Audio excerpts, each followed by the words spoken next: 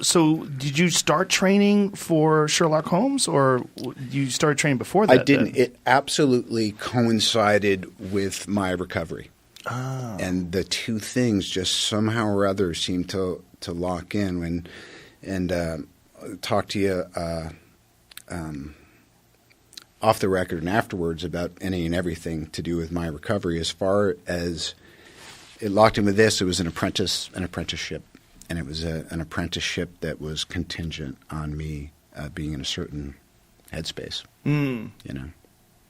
Well, it's a good thing too, because it's a very addictive thing. People get very addicted to martial arts, and it's a good substitute for sometimes negative addictions. You know, Bourdain, before he died, he was obsessed with Brazilian Jiu-Jitsu. Wow. Yeah, became really obsessed with it at 58.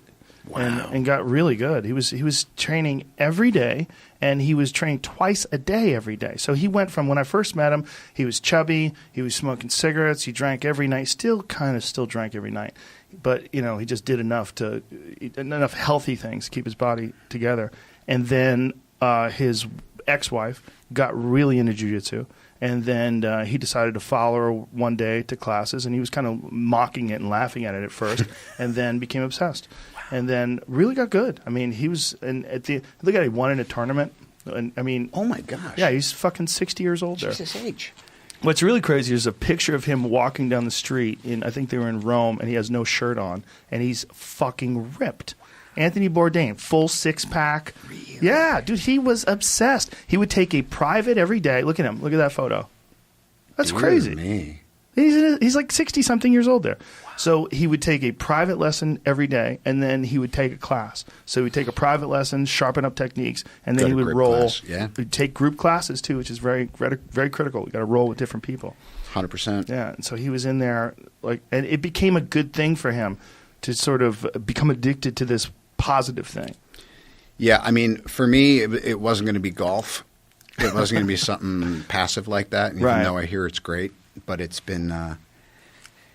just been a great gift. And it's also the thing where, you know, you're never done. I made black belt 5 years ago for another grading, and now we're doing a lot of weapons stuff, and it's just I just awesome. Adore Congratulations. It. Yeah, my Taekwondo teacher said something to me when I was very young. They said that it is a tool for developing your human potential. Wow. Yeah, and I never forgot that, because I'm like, yeah, it's because it's really difficult to do. Like, all martial arts are it's really difficult to get your body to move that way and to be able to be effective in a conflict situation. And if you can do it, and you can do it over and over again, and you can overcome that difficult thing, and you thought it was unsurmountable, and then you figured out how to do it, eventually you get to this point where you realize, well, everything in life is like that. Everything in life is like something. It's a puzzle. You have to figure out how am I approaching it wrong? What can I do to make it better? How do I get more competent at this particular skill or this particular discipline? Yeah, and just the humility too. I mean, if I've noticed anything in the last couple of years, just in UFC, which, by the way, I was doing a Robert Altman film called The Gingerbread Man back in the 90s, and UFC had just started off, and I was getting the VHS tapes and watching them. And so when they go back on the 25 years ago, I was like, I've been there from jump. That's awesome. But we watch. It's just that thing of no matter what you think, the tides are changing quickly, and you just got to keep working. Well, that was a real wake-up call for a lot of martial artists, was the UFC, because a lot of the stuff that they were doing really wasn't effective. Yeah. They thought it would be if everybody was playing by the rules in the dojo and sort of following along the – but once you really saw an actual caged event where people were just going balls out, you realize, oh, a lot of this stuff just doesn't work. Yeah.